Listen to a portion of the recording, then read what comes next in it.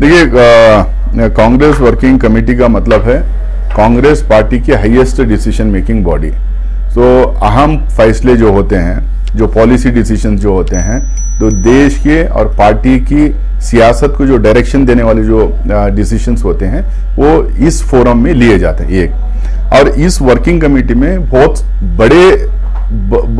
हिंदुस्तान के जो जितने बड़े बड़े नेता कांग्रेस पार्टी की तरफ से बने, महात्मा गांधी से लेके नेहरू जी से लेके इंदिरा गांधी, राहुल गांधी, नरसिम्हा राव, मनमोहन सिंह, ऐसे बड़े बड़े लीडर जो भी इस पार्टी के, प्रणब मुखर्जी वगैरह इस पार्टी के सदस्य रह चुके हैं। ಇನಾಮದಾರ್ ಫಾರ್ಮಸಿ ಕಾಲೇಜಿನಲ್ಲಿ 2023-24 ಸಾಲಿಗಾಗಿ ಪ್ರವೇಶಾತಿಗಳು ಪ್ರಾರಂಭವಾಗಿವೆ. ಕಡಿಮೆ ದರದಲ್ಲಿ ಪ್ರವೇಶ ಲಭ್ಯವಿದ್ದು ಪಿಯುಸಿ ವಿದ್ಯಾರ್ಹತೆ ಹೊಂದಿದ ಅಭ್ಯರ್ಥಿಗಳು ಅರ್ಜಿ ಸಲ್ಲಿಸಬಹುದಾಗಿದೆ. ಕಳೆದ ಸಾಲಿನ ಫಲಿತಾಂಶ 100ಕ್ಕೆ 100ರಷ್ಟು ಇದ್ದು ವಿದ್ಯಾರ್ಥಿನಿಯರಿಗಾಗಿ ಹಾಸ್ಟೆಲ್ ಸೌಲಭ್ಯವಿದೆ. ವಿದ್ಯಾರ್ಥಿಗಳು ಈ ಅವಕಾಶದ ಸದುಪಯೋಗ ಪಡಿಸಿಕೊಳ್ಳಲು ಆದಷ್ಟು ಬೇಗ ಪ್ರವೇಶ ಪಡೆಯಬಹುದಾಗಿದೆ. ಮಾಹಿತಿಗಾಗಿ ಕರೆ ಮಾಡಬೇಕಾದ ದೂರವಾಣಿ ಸಂಖ್ಯೆಗಳು 9844836869 अथवा 7338543124।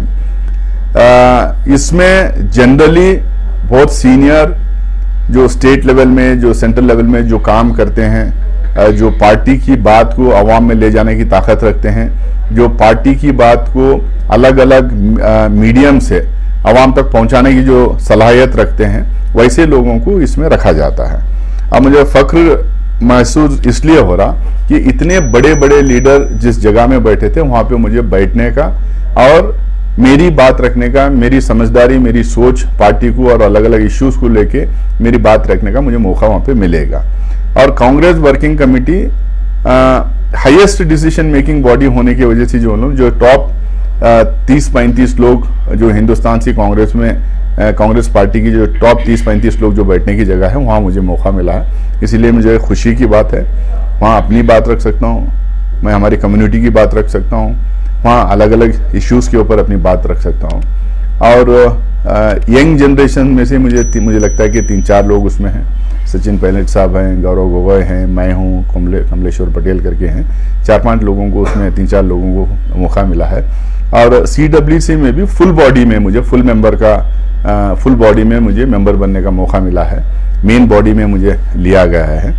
और मैं इसको ऐसा देखता हूं कि जितनी काम हम लोग पार्टी में, पार्टी के लिए और राज्यसभा में, राज्यसभा के अंदर और राज्यसभा के बाहर जो आवाम के मुद्दे उठाने के लिए और इस सरकार की जो सियासत, जो फासीवादी सियासत जो चल रही देश में, उसको लगातार अपोज करते हुए, उसके खिलाफ जो है अपोजिशन पार्टीज का गठबंधन बनाते हुए हमारे पार्टी के लोगों को साथ लेके जो लोग टीवी पे हो, एजिटेशंस में हो, पार्लियामेंट के अंदर हो, पार्लियामेंट के बाहर हो, जो काम किए, मुझे लगता है कि उसका फायदा मुझे हुआ है। उसका ये नतीजा है कि ये लोग मुझे चुन के CWC भेजे हैं। शुक्रिया अदा मैं करना चाहूँगा मल्लिकार्जुन खड़गे साहब का। जाहिर सी बात है उनका कांग्रेस प्रेसिडेंट बनना हमारी स्टेट के हैं और वो करीबी से मुझे बहुत सालों से जानते हैं, मेरा काम भी वो देखे हैं। उसके अलावा राहुल गांधी जी जो हमेशा यंग लीडर्स को सपोर्ट करना, मदद करना, उनको इंकरेज करने का जो काम किए हैं।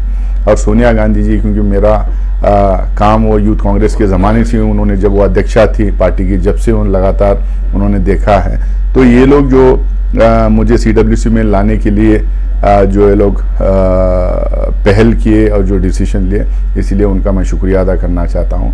और मुझे उम्मीद है कि जो है जिस तरह से पिछले 22-23 साल से मैं यूथ कांग्रेस से लेके यहाँ तक जो मेरा जो सफ़र रहा है, जिस तरह से मैं पार्टी के लिए काम किया हूँ, कम्युनिटी के इश्यूज उठाते आया हूँ और पार्टी को मजबूत करने के लिए, ऑर्गेनाइज करने के लिए और पार्टीज के इशू आवाम में ले जाने के लिए जो काम किया हूँ, उसी तरह से इस काम को मैं आगे बढ़ाने की मैं कोशिश करूँगा। और आप तमाम लोगों से चाहूँगा कि आप लोग भी दुआ करें कि मैं वहाँ पे आप लोगों का रिप्रेजेंटेटिव भी बन के और आवाम का रिप्रेजेंटेटिव भी बन के मैं वहाँ पे काम करूँ। आपका CWC में रुकन बनना मुसलमानों के लिए, मुल्क के मुसलमानों के लिए क्या अहमियत का हामिल है? देखिए, हमेशा कांग्रेस पार्टी में सीडब्ल्यूसी में एक दो तीन मुस्लिम जो है। ಇನಾಮದಾರ್ ಫಾರ್ಮಸಿ ಕಾಲೇಜಿನಲ್ಲಿ 2023-24ನೇ ಸಾಲಿಗಾಗಿ ಪ್ರವೇಶಾತಿಗಳು ಪ್ರಾರಂಭವಾಗಿವೆ. ಕಡಿಮೆ ದರದಲ್ಲಿ ಪ್ರವೇಶ ಲಭ್ಯವಿದ್ದು ಪಿಯುಸಿ ವಿದ್ಯಾರ್ಹತೆ ಹೊಂದಿದ ಅಭ್ಯರ್ಥಿಗಳು ಅರ್ಜಿ ಸಲ್ಲಿಸಬಹುದಾಗಿದೆ. ಕಳೆದ ಸಾಲಿನ ಫಲಿತಾಂಶ 100ಕ್ಕೆ 100ರಷ್ಟು ಇದ್ದು ವಿದ್ಯಾರ್ಥಿನಿಯರಿಗಾಗಿ ಹಾಸ್ಟೆಲ್ ಸೌಲಭ್ಯವಿದೆ. ವಿದ್ಯಾರ್ಥಿಗಳು ಈ ಅವಕಾಶದ ಸದುಪಯೋಗ ಪಡಿಸಿಕೊಳ್ಳಲು ಆದಷ್ಟು ಬೇಗ ಪ್ರವೇಶ ಪಡೆಯಬಹುದಾಗಿದೆ.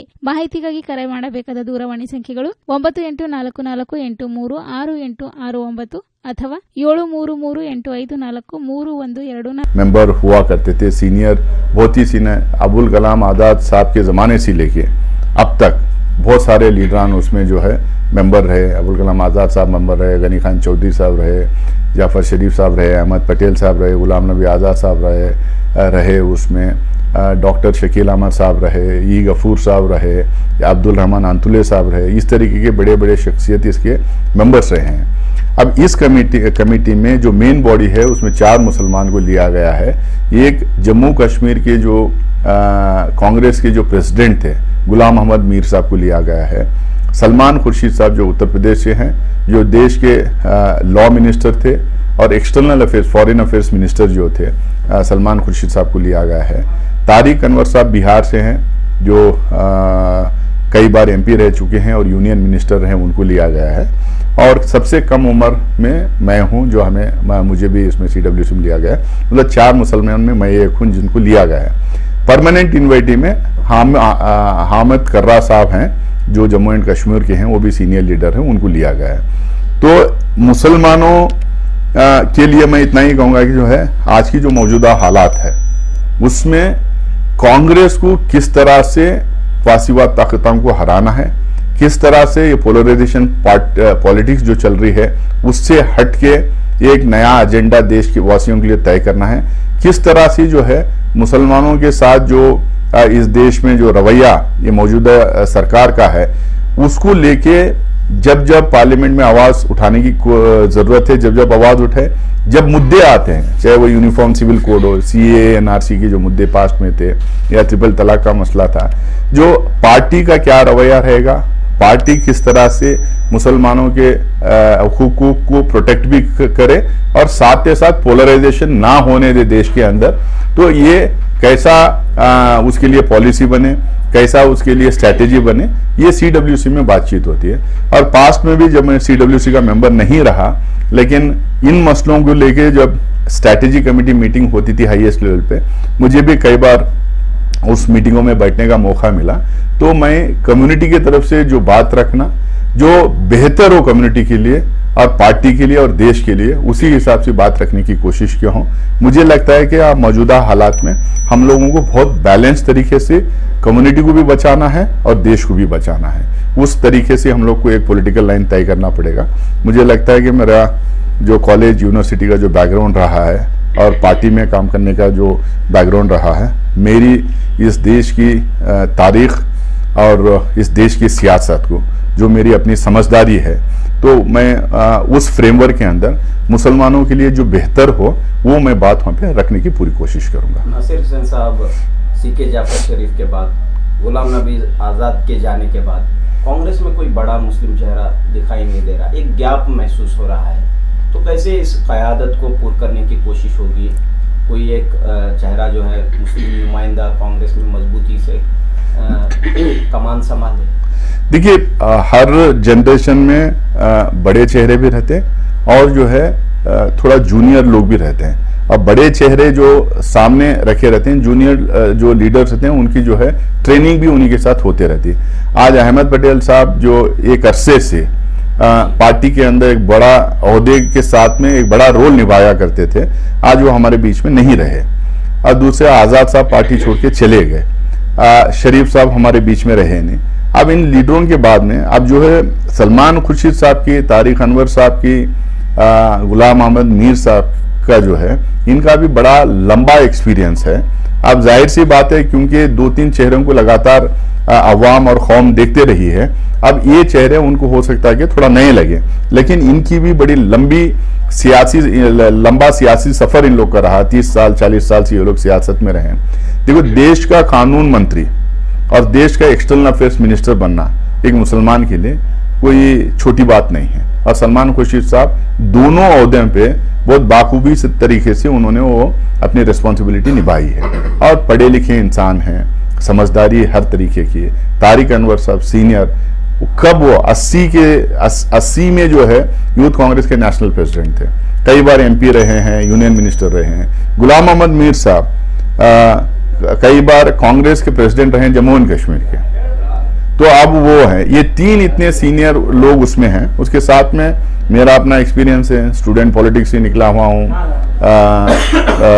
और यूथ कांग्रेस में मैं कंटिन्यूसली रहा हूँ। गवर्नमेंट में मैं चेयरमैन बन के कई बार काम किया हूँ, 5 साल से राज्यसभा का मेंबर हूँ, पार्टी का विप हूँ और पिछले 8 साल से मैं पार्टी के पोजीशंस को जो है नेशनल स्पोक्सपर्सन के तौर पे मैं पार्टी के पॉलिसीज को और प्रोग्राम्स को लगातार डिफेंड करते आया हूँ।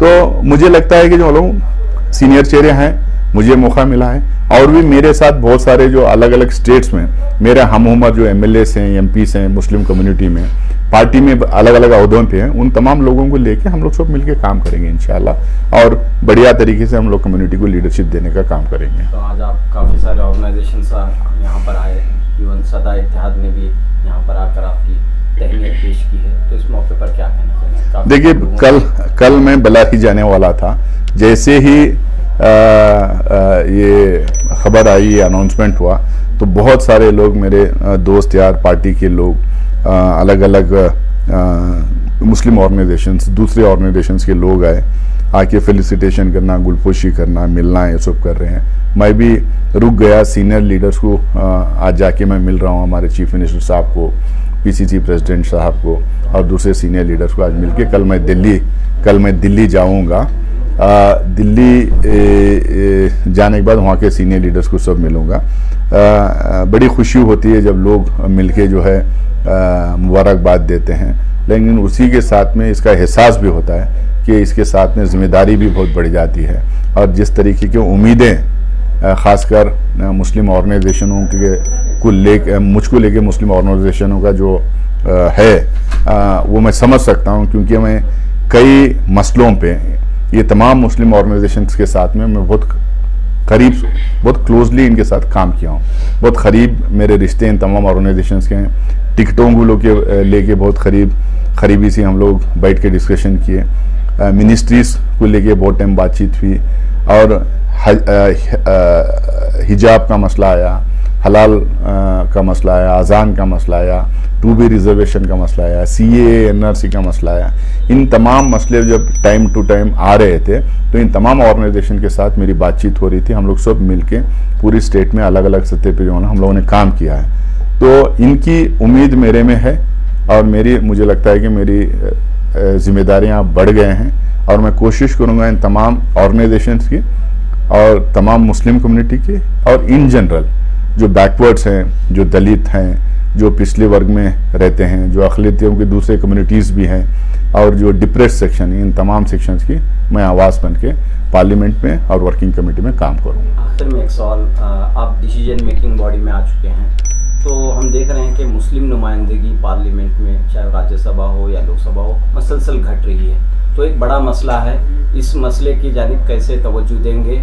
और चूँकि लोकसभा इलेक्शंस करीब हैं और ख़ासतौर पर कर्नाटक से काफ़ी सारी उम्मीदें भी हैं कांग्रेस पार्टी से, तो क्या आप पैगाम देना चाहें? देखिए, मेरा अपना मानना है, जब तक कांग्रेस मजबूत थी देश में, अलग अलग स्टेट्स में जब तक कांग्रेस मजबूत थी, तो मुसलमान का रिप्रेजेंटेशन पार्लियामेंट में भी बहुत था, बहुत ज़्यादा था और अलग अलग स्टेट के असेंबलीज में भी काफ़ी हमारा रिप्रेजेंटेशन था।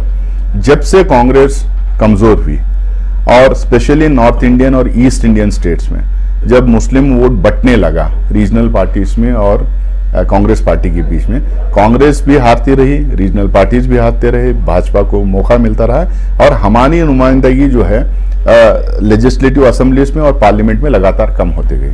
मैं एक एग्जांपल कर्नाटक का देना चाहता हूँ। सारे मुसलमान मिलके एक तरफ वोट करने की वजह से कर्नाटक के इतनी बड़ी जीत कांग्रेस पार्टी की हुई। आज देखिए, हमारे 2 मिनिस्टर्स हैं, हमारे political secretary to chief minister, वो मिनिस्टरों से भी बड़ा ओहदा है, वो वहाँ पे एक मुस्लिम है नसीर अहमद साहब, आज तक असेंबली में कोई स्पीकर नहीं बना था। ये सारे एमएलएस और सारे मंत्रियों के ऊपर का पोजीशन है। आज एक मुसलमान यूटी खादर साहब को वहाँ पे बनाया गया है। उसके अलावा भी जो है अब आने वाले दिनों में कई एमएलएस, कई एमएलसीज और कई बोर्ड कॉर्पोरेशंस और डिस्ट्रिक्ट लेवल पे बनेंगे। ये सिर्फ इसलिए पॉसिबल है क्योंकि जो है मुसलमान एक तरफा वोट दिए और बड़ी कामयाबी कांग्रेस पार्टी को मिली, इसकी वजह से हो रहा है। जिस दिन मुसलमान तय कर लें पूरे देश भर में एक तरफा हम लोग को कांग्रेस पार्टी को वोट देना है, तो कांग्रेस भी जीतने लगेगी, हमारी नुमाइंदगी भी बढ़ेगी और देश की तरक्की भी होगी, हमारी भी तरक्की होगी। नुमाइंदगी जब बढ़ेगी तब आप नुमाइंदगी देंगे, इलेक्शन में ज्यादा से ज्यादा उम्मीदवार को मौका देंगे, लेकिन ऐसा नहीं हो रहा है कांग्रेस पार्टी। नहीं, देखिए आप देखिए, आप एक चीज आप लोग को समझना चाहिए, जिताने के लिए आपको जो है सिर्फ नंबर ऑफ सीट्स कितने दे रहे हैं वो इम्पोर्टेंट नहीं, जिताने के लिए अच्छे कैंडिडेट्स भी चाहिए, जीतने वाले कैंडिडेट्स भी चाहिए। और अगर हम एक तरफा वोट देने लगे हैं तो हमारे जितने नंबर हमें मिलता है उतने ज्यादा, अब जैसा हम लोग को इस बार 15 सीट मिले थे, 15 में 9 जीते, ठीक है, 15 में 9 जीते। अगर और थोड़ा दम लगाए होते तो मुझे लगता है कि 12-13 मुस्लिम जीत सकते थे यहाँ पे। ये मैं बार बार ये क्यों कह रहा हूं कि सारे एक तरफा वोट देने से भी हमारी कांग्रेस पार्टी को हम एक तरफा वोट देते जाएंगे तो हमारा बार्गेनिंग पावर भी बढ़ेगा।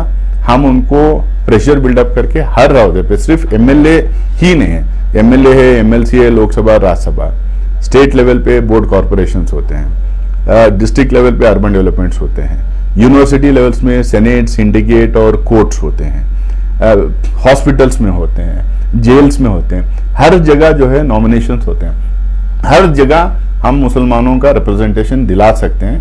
लेकिन बात शर्त है कि जो है हम एक तरफा वोट डाल के हम पार्टी को भी मजबूत करें। आज जब हम पार्टी को मजबूती देते हैं तो पार्टी को भी एहसास होता है कि ये कम्युनिटी हमें साथ खड़ी है, इनको हम